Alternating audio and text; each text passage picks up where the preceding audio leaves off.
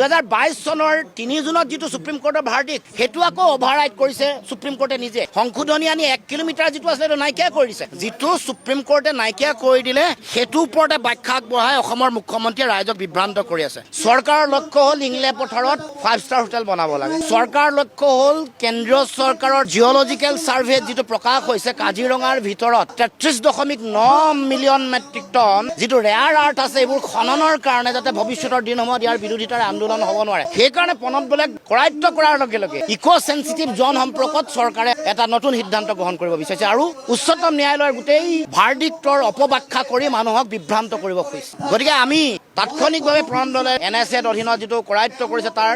আমি বিৰোধিতা কৰিছো প্ৰতিবাদ কৰিছো আৰু মুক্তিৰ দাবী উত্থাপন কৰিছো এই যে এনএছএৰ তেওঁলোকৰ যিখন ডছিয়াৰ এনএছএৰ ডছিয়াৰত মোৰ নাম উল্লেখ কৰিছে কৃষ্ণ গগৈৰ নাম কনক গগৈৰ নাম ৰাজু ফুকনৰ নাম উল্লেখ কৰি ভূমি অধিকাৰ আন্দোলনৰ তেওঁলোকে যাতে আগন্তুক দিনসমূহত শক্তিশালী হ'ব নোৱাৰে তাৰ কাৰণে ভয় ভাবুকি খোৱাৰ ৰাজনীতি আৰম্ভ কৰিছে যিসকল জনজাতীয় ৰাইজ আছে তেওঁলোকৰ অধিকাৰ তেওঁলোকৰ মাটি ভেটি তেওঁলোকৰ সংস্কৃতিৰ ওপৰত অতদিনে বিজেপি চৰকাৰে হাত দিয়া নাছিলে প্ৰথম অজনজাতীয় খিলঞ্জীয়া মানুহৰ ওপৰত হাত দি তেওঁলোকক ভাগ ভাগ কৰিলে ইতিমধ্যে আন অজনজাতীয় যিসকল মানুহ আছে খিলঞ্জীয়া মানুহ আছে তেওঁলোকৰ বিভিন্ন ধৰণে বিভাজিত কৰিলে কাৰোবাক ভয় ভাবুকি কাৰোবাক প্ৰলোভন শেষত তেওঁলোকে জনজাতীয় মানুহৰ অধিকাৰৰ মাটিক লক্ষ্য কৰি লৈছে শেহতীয়াকে দেখিব যে ষষ্ঠ অনুসূচীৰ অন্তৰ্গত এয়া বিটিয়াৰ হওক এয়া কাৰ্বি ভূমি হওক এয়া ডিমা হাছাও হওক পলাশবাৰীৰ যিটো অঞ্চল য'ত ছেটেলাইট টাউনশ্বিপ কৰিব খোজা হৈছে এইফালে তিৱাসকলৰ বুধা ৰাজ্য হওক সকলোৰে মাটিৰ লক্ষ্য হিচাপে লৈছে আগতে 50,000 বিঘা মাটিৰ আমি হিচাপ দিছিলো এতিয়া আমি ইতিমধ্যে আমি বিভিন্ন লগত কথা পাতিছো লাখ বিঘাকে বেছি মাটিৰ লক্ষ্য হিচাপে লৈছে পাম ষ্টৰেজ প্ৰকল্প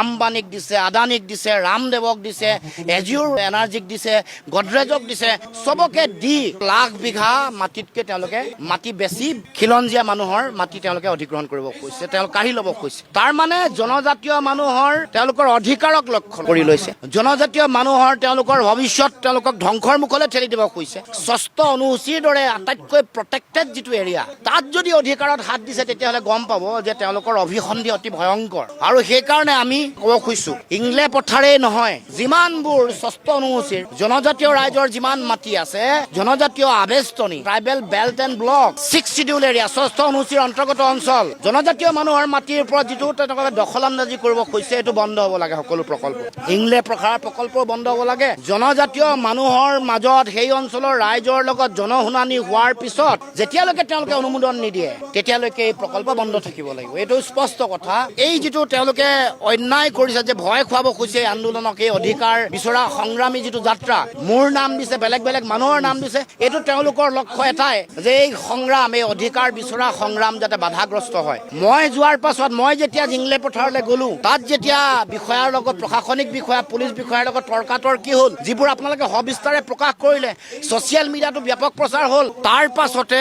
এই প্ৰণৱ দলে কৰায়ত্ব কৰা কামটো আৰম্ভ কৰিলে আপোনালোকে জানি আচৰিত হ'ব ইংলে পথাৰত য'ত এতিয়া হোটেল বনোৱা কাম আৰম্ভ কৰিলে কাজিৰঙাৰ পৰা সেই প্ৰকল্পৰ দূৰত্ব হৈ গ'ল 7.171 কিলোমিটাৰ আৰু যিটো হালদিবাৰী এনিমেল কৰিডৰৰ পৰা ইংলে পথাৰৰ য'ত হায়াত হোটেল বনোৱা হৈছে তাৰ দূৰত্ব কেৱল 1.171 কিলোমিটাৰ তাৰমানে প্ৰায় 1 কিলোমিটাৰতকৈ অলপ বেছি আৰু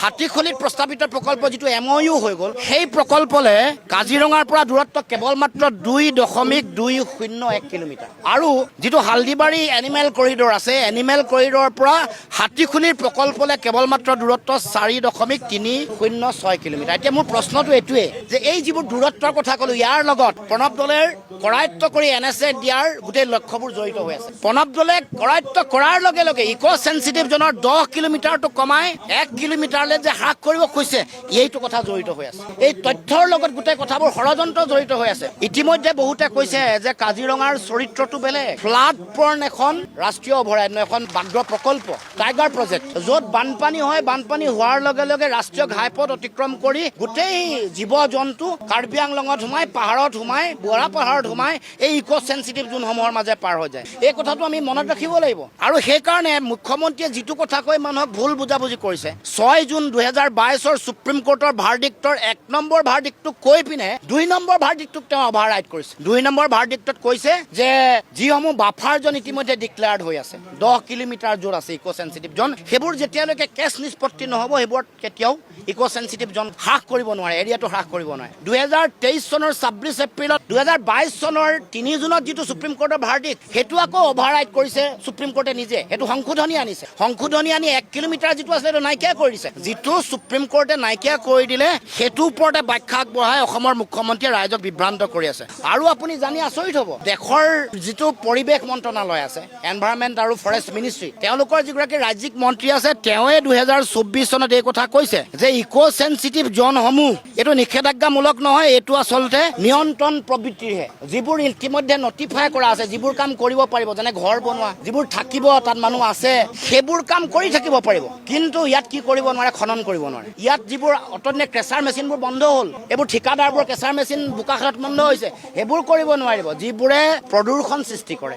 এই যে ৰেয়াৰ আৰ্থ আছে কাৰ্বি আংলং আৰু কাজিৰঙাৰ মাজত এই যে 33.9 মিলিয়ন মেট্ৰিক টন মই কোৱা নহয় মাইন্স এণ্ড মিনাৰেল মিনিষ্ট্ৰীয়ে কৈছে তেওঁলোকৰ যিটোৱে এইটো কাম কৰে অন্বেষণৰ কাম কৰে তেওঁলোকে কোৱা এইটো আপোনালোকে চালেই চবতে গুগল মেপত পাই যাব এইটো এটা পাব্লিক ডমেইনত থকা বস্তু গতিকে এইবোৰ ল'বৰ কাৰণে তেওঁলোকে কাম কৰাৰ কাৰণে এনেকে প্ৰণৱ দলে প্ৰথমে কৰায়ত্ব কৰি লৈছে চ' ডেট কাজিৰঙাৰ প্ৰকল্পসমূহৰ বিৰুদ্ধে যিটো আন্দোলন গঢ় লৈ উঠিছে এইটোক বাধা দিব পাৰে ৰেয়াৰ আৰ্থ আহৰণৰ কাৰণে কয়লাক লক্ষ্য হিচাপে লৈ যিটো মুখ্যমন্ত্ৰীয়ে কাৰণ মাৰ্ঘেৰিটা কমি আহিছে কাৰ্বি আংলঙতো যিবোৰ জেগাত হৈছিলে এইবোৰতো কমি আহিছে এতিয়া য'ত ইকো সেনসিটিভ জোন বাফাৰ জোনত পৰা যিবোৰ এৰিয়া তাত যিহেতু খানিব লাগে সেইকাৰণে যিসকলে আন্দোলনত পবিত্ৰ হৈছে তেওঁলোককো ক'ব কৈছো আপোনালোকে কেন্দ্ৰীয় চৰকাৰৰ মন্ত্ৰীৰ ষ্টেটমেণ্ট চাব তাত কৈছে নটিফাই হৈ থকা যিবোৰ এক্টিভিটি এইবোৰ কৰিব পাৰিব আজিতো আছে আজি বৰগছ আছে আয়ৰা আছে এইবোৰতো উঠাই যাব দিয়া নাই তাত গাঁৱৰ মানুহে যিসকলে কাম কাজ কৰি হোম ষ্টে কৰিছে সেইবোৰতো উঠি যাব লগা হোৱা নাই 10 কিলোমিটাৰ বাফাৰ জন থাকোতে গতিকে মুখ্যমন্ত্ৰীৰ ষড়যন্ত্ৰৰ